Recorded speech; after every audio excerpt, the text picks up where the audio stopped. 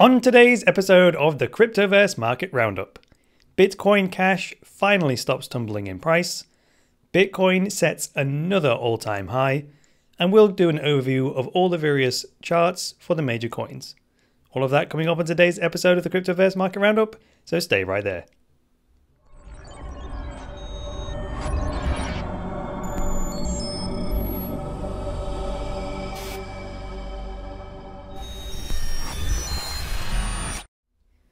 Hi there guys, welcome to the latest episode of the Cryptoverse Market Roundup. I'm your host, Chris Coney, the founder of Cryptoversity, the online school where you can learn about Bitcoin, cryptocurrencies and blockchains. Find out more at cryptoversity.com. So let's get into it. Let's go right over to coinmarketcap.com. The biggest winner in the top 20 by percentage today is, would you believe it, Bitcoin Cash. Still ranking in 4th place by market cap, $5.3 billion market cap. Bitcoin Cash is up 27.25% today. We'll take a look at what that looks like on the candlestick chart in a second. But CoinMarketCap are reporting $326 price after $341 million of trading. Contrast that with, say, NEO, which is the biggest loser of the day. Still in 10th place. It's shaved 6% today, down to $17.80 and an $890 million market cap. There aren't that many coins down today in the top 20, like Ripple's down a very slight amount, then you've got NEO, then you've got Quantum, and that's about it. Tether's down just a little tiny bit, but everything else is pretty much up. The most traded coin, altcoin let's call it, is LiteCoin. It pretty much usually takes the place of most traded coin, that one. Not sure if that's a good reward to carry on if LiteCoin keeps winning it. In any case, $127 million of LiteCoin has been traded, and LiteCoin itself is sitting at $46. And we'll look at the chart on that one as well in just a moment. Now, we've got Bitcoin Cash is 4th by market cap. It's way above NEM there. It's about double the market cap of NEM, which is 5th most capitalized coin, then LiteCoin, then Dash. Very interesting. I've given the honorable mention today to Stratis because it has gained 20.37%, putting it in 11th place by market cap. Stratis now has a $789 million market cap and a price of $8.02. So interesting about the similarities between NEO and Stratis. Stratis are building a platform so you can develop like C# and .NET applications on the blockchain. And NEO also kind of like Ethereum, except more flexible in terms of the languages you can write the programs in. That contrasts with Ethereum because with Ethereum you have to write it in Solidity and then compile it. So that's kind of interesting. Right, let's move on to the chart readings, courtesy of Coinigy. If you would like to sign up for a Coinigy account, there's a link in the video description, and then you can copy my analysis, draw charts like this, and connect it to all the various exchanges, so you can trade directly from the charts. That's pretty much the best feature of Coinigy. So the first one here, this is Bitfinex's price of Bitcoin Cash against the dollar. And it's finally turned around. It looked like it hit bottom there 2 days ago. I was going to say yesterday. But it hit bottom of $190.10. And then that was, it seems like that's the as low as the market could stand. And now it's gone back up again. Not a lot of data to go on here. I mean, we could do something silly like draw a Fibonacci retracement line or something. Let's say we drew it from the opening, the high to the low of yesterday. That's it's based on very little data, so it's not going to be that reliable, but we'll leave it there. We'll lock the chart there with the padlock and then save that. We'll see what happens over the coming days if that actually makes any sense as an indicator. Moving on to Bitcoin itself, well, there we have it. 3 all-time highs in the same week. So on Saturday, hit a new all-time high of $3,339.50. 2 days later, yesterday, another all-time high, $3,440, and then again today. Today's high, $3,483. So nothing stopping it there. As you all remember from yesterday, I redrew my Fibonacci retracement lines. I'm going to be doing the analysis on more of a short-term basis, which is a good idea, I think, because as we go towards SegWit lock-in and then SegWit activation, it's it's no illusion to me, this enthusiasm is probably off the back of the resolution of the contentious scaling debate, right? Now, finally, the drama's over. The Bitcoin Cash people have gone off on their way.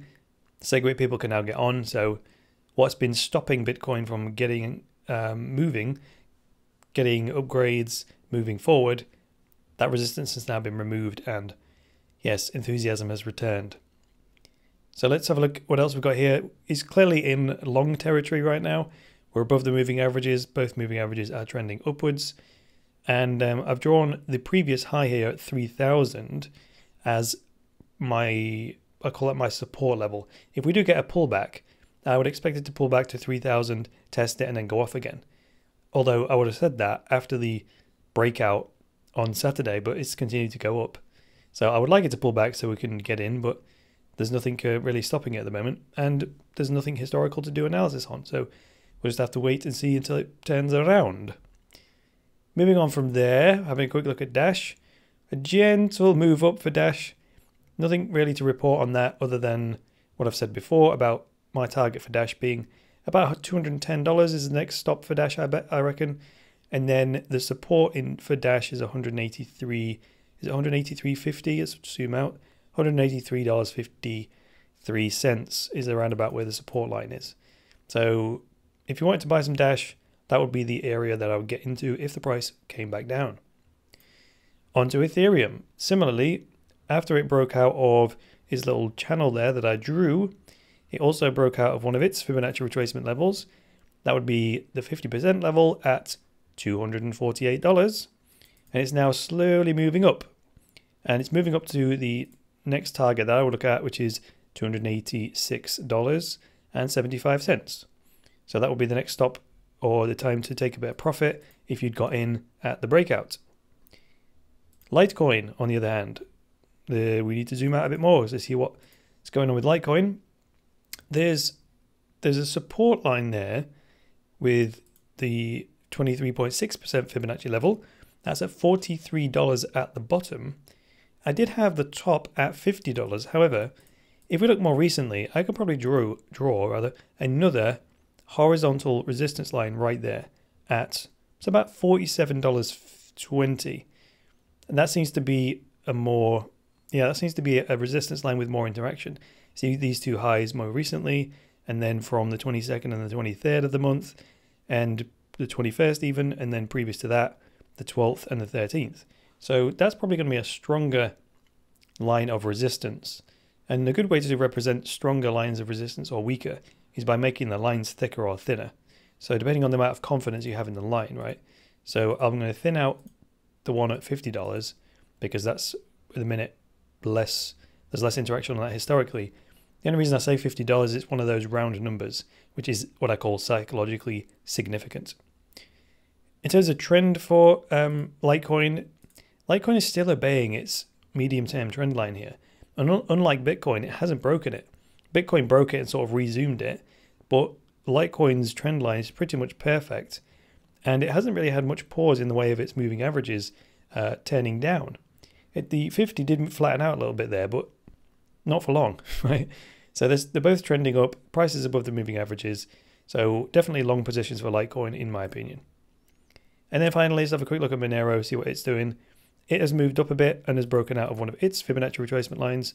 I keep forgetting with Monero I have to turn off the auto zoom because there's a big bit of data that messes me up.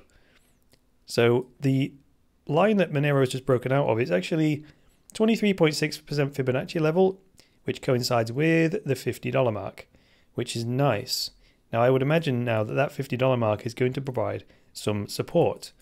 So if I were going to trade Monero, I'd get in about now, probably. This is a good place to get in, just above $50. And assuming $50 holds, I'd probably put a little stop loss underneath it. And then I would target, what would be the target? I'd target that previous high probably. That one there, $59.43. That's a reasonable target. I was going to say the high of, what date is that? The 7th of the 6th, which is $61. However, that's much less likely to happen because it was only a very brief visit to that price. I would have much more confidence in coming back here to where there's at least 4 candles worth of interaction. So to be on the safe side, I'd probably come out of that trade about the $57, maybe just slightly under that. And that's a decent trade actually. If we entered, put a little stop loss below the $50 mark, just in case that doesn't hold as support, and then got out about $57, right? So that's not a bad look there. I'm going to skip the other chart. We can just have a quick look at gold if you like. It's not doing too well against Bitcoin right now because this is the Voltoro feed, and it's still sinking bit by bit by bit against Bitcoin as Bitcoin continues to strengthen. And as you can see from the moving averages here, it's been falling for a while against Bitcoin. So, oh, there's another big bit of data there as well. But yeah, that's been happening at least for the width of the chart I'm looking at here, which is back in February, and it's just fell and fell and fell and fell and fell, with only a brief respite there towards the end of March. It looked like we were going to get some recovery. That's probably when Bitcoin crashed actually, but then it's continued to fall since then. So there we go. That's all I've got for you today in terms of the market roundup, so thanks for joining me today. If you like this episode, go ahead and hit that like button, and if you're new around here, get subscribed. And if you would like access to my very best material, such as my structured online courses, which will show you how to make and save money with Bitcoin, check out cryptoversity.com. Alright guys, that's all for today. I will be back tomorrow with the next market roundup, and I'll be back later on today with the news and commentary show. Until then, it's me, Chris Coney, saying bye for now.